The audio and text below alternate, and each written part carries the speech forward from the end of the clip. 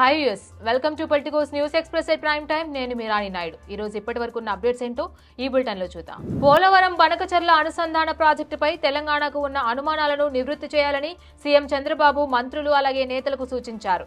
ఈ ప్రాజెక్టు ద్వారా వరద జలాలే వాడుకుంటున్నట్లు చెప్పారు. ఈ ప్రాజెక్టు వల్ల తెలంగాణకు ఎలాంటి నష్టమూ లేదని అన్నారు. మొత్తం 42 అజెండా అంశాలకు రాష్ట్ర మంత్రివర్గం ఆమోదం తెలిపింది. అనంతరం రాజకీయ అంశాలపై చర్చించారు. ఈ సందర్భంగా చంద్రబాబు మాట్లాడుతూ తెలంగాణలో అనుమతులు లేకుండా ఎన్నో ప్రాజెక్టులు చేపట్టినా అభ్యంతరం చెప్పలేదన్నారు. రాబోయే రోజుల్లో అనేక సవాళ్లు ఎదుర్కోబోతున్నామని సీఎం రేవంత్ రెడ్డి పార్టీ నేతలకు తెలిపారు. డీలిమిటేషన్, మహిళా రిజర్వేషన్, జమిలీ ఎన్నికల వంటి అనేక అంశాలు రాబోతున్నట్లు చెప్పారు. పీసీసీ రాజకీయ వ్యవహారాల కమిటీ సమావేశంలో సీఎం మాట్లాడారు. త్వరలో మార్కెట్, టెంపుల్ కమిటీల్లో నామినేషన్ పోస్టుల భర్తీ చేయాలన్నారు. జూబ్లీహిల్స్ ఉప ఎన్నిక కోసం పార్టీని సిద్ధం చేయాలని చెప్పారు. తెలంగాణలో 22,000 కోట్ల వ్యయంతో ఇందిరమ్మ ఇళ్ల నిర్మాణం చేపట్టామని డిప్యూటీ సీఎం బట్టి విక్రమార్క తెలిపారు. ఒక్కో అసెంబ్లీ స్థానంలో 3,000 ఇందిరమ్మ ఇళ్లు నిర్మిస్తున్నట్లు చెప్పారు.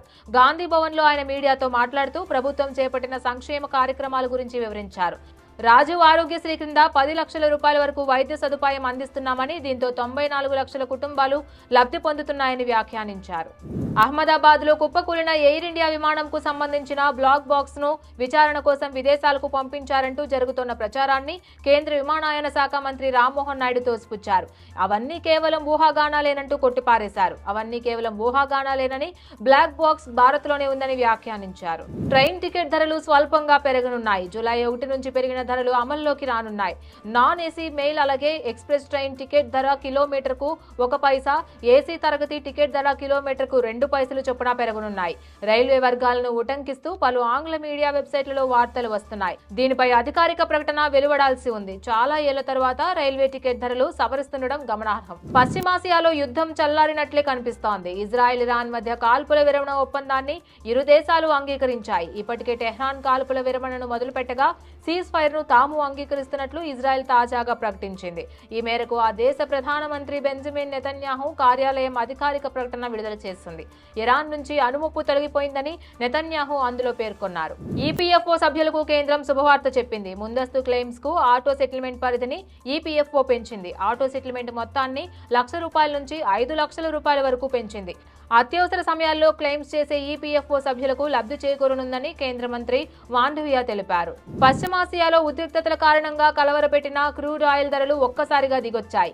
ఇజ్రాయెల్, ఇరాన్ కాల్పుల విరమణకు అంగీకరించాయంటూ అమెరికా అధ్యక్షుడు ట్రంప్ ప్రకటించడంతో ముడి చమురు ధరలు 5% మేర తగ్గుముఖం పట్టాయి. ఈ ప్రకటన అనంతరం బ్రెంట్ క్రూడ్ ఫ్యూచర్స్ $3.53 లేదా 4.94% తగ్గుముఖం పట్టి $67.95 వద్ద ట్రేడ్ అవుతోంది. US west Texas intermediate crude రకం కూడా 5% మేర క్షీణించి బ్యారెల్ $65 వద్ద కొనసాగుతోంది. వారం కనిష్టానికి చేరాయి. అంజనాదేవి అనారోగ్యానికి గురయ్యారంటూ మంగళవారం ఉదయం రూమర్స్ వచ్చాయి. వీటిపై నాగబాబు స్పందించారు.